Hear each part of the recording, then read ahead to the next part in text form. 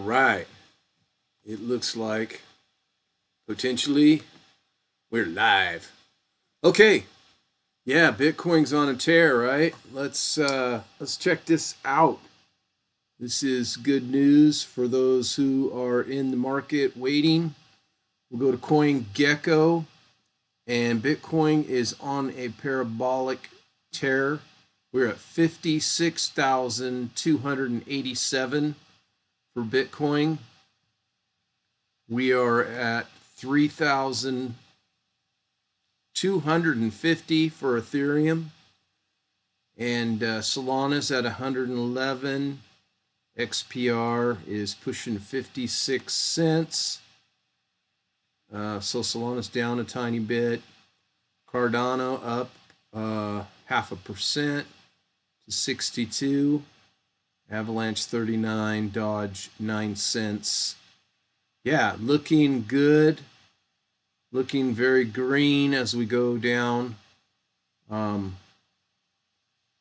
V-Chain down a little bit. Yeah, all these top 50 coins are looking really mostly up. Few down a little bit, but Caspa's down quite a bit, 4.5. It's weird. People, it looks like, it's hard to argue that we're in a bear market at this point. I mean, in a bull market, rather. A bear market, right. It's hard to argue that we're in a bear market because we're in a bull market for sure. So Bitcoin, will it reach $500,000 in 5 years? Well, according to article here at DL News, the Fed's going to help, and we know that's the case. Eric Johnson, Sebastian Sinclair put this article out in the last 24 hours or less that the inflows within 5 years are going to push Bitcoin very high. $150,000 their estimate for 2024. They're not even waiting for 2025. So, all-time highs after the halvening typically can happen after the halvening within like 6 months. We just don't know what the market's going to do. Also, contributor and former JP Morgan analyst is a proponent of Bitcoin, predicts it would rise to $200,000. Bitcoin soared past 52,000 earlier in February. Now we know it's 56, getting ready to go even higher. Some people are saying there's really no resistance until $58,000, $59,000. And then I'm sure we'll see some correction. If my scenario was by the first of the year, we'd be 40, 50,000. Pre-halving would probably be about the same. With the super, super high number possibly being up to 100,000 pre-halving. My other prediction is $180,000 Bitcoin minimum during the top, whether that hits in 2024. And you look at the following halvening, it's about 3 times more than the prior halvening. So we had like a 3,000 and a 6,000 and then a 12,000 or 20,000 and then a 69,000. So it's at least that. So that's kind of, being moderate. You can see on the thumbnail for this video, I'm going to put the stock to flow. Hasn't been exact, but we're still within that actual chart, I think, relatively. We didn't hit the high that we thought we would at the last halvening, but we came pretty close. So I think that's all good information. What else was I going to share with you? Oh, yeah, so the Fed is threatening to, keep the ball rolling the way it's rolling. They're trying to discourage the stock market. I don't know if I believe them. I think the stock market is probably going to be okay the next few months outside of a black swan. And if we did get a huge stock market drop, I think that would affect Bitcoin. I think 100,000 is going to be a big point of resistance during this bull market. And the reason I think that is because of all the ETFs. A lot of people are going to feel that $100,000 is kind of a psychological mark. I think we'll have a big pullback for that.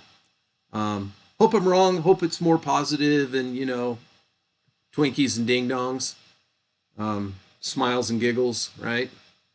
So that's it. I just wanted to give you a quick update and put this on the stream for you guys.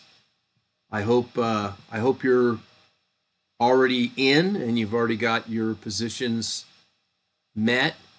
If you don't, if you're getting in the market at this time and you can't afford to lose money, very unwise. So again, everything I'm saying today is just information. They're just people's speculative estimates. It's not investing advice. I'm not a financial advisor. I'm definitely not advising you. But take the information for what it's worth. Just realize that some of these influencers have been through a lot of markets, ups and downs, and they will have some caution. They will speak to you with a little bit of caution because they've been through the downs. And we want to share that with you so you don't just get all hyped up and think it's only going to the moon and there's no risk and you can't lose your money, because those things can happen. So be cautious, never invest more than you can afford to lose. If you're getting in the market right now and you're going to be buying, altcoins and trying to hope to get some big gains, you better put some stop losses in, because anything can happen, right? A war could break out, stock market could crash, a lot of different things could happen. Certain coins can get hacked, big exchanges can get hacked. Things happen that make us cryptocurrency folks lose our money very quickly. I've been through it a lot. But if you believe in Bitcoin and you realize accumulating it will be a benefit to you, I've heard a couple great numbers out there. If you're like, oh, I'll never be able to buy a Bitcoin, I would say don't lose hope. Continue to accumulate Bitcoin. Try to get at least a tenth of a Bitcoin. 0.10000 is a tenth of a Bitcoin. Save for that. There are certain analysts and prognosticators out there that are saying, by 2030 or whatever, you will still have, $1 million or more. I've heard some other people say that if you have 0.21 Bitcoin, which would be about 21% of a Bitcoin, that you could retire very easily in the next 10 to 20 years.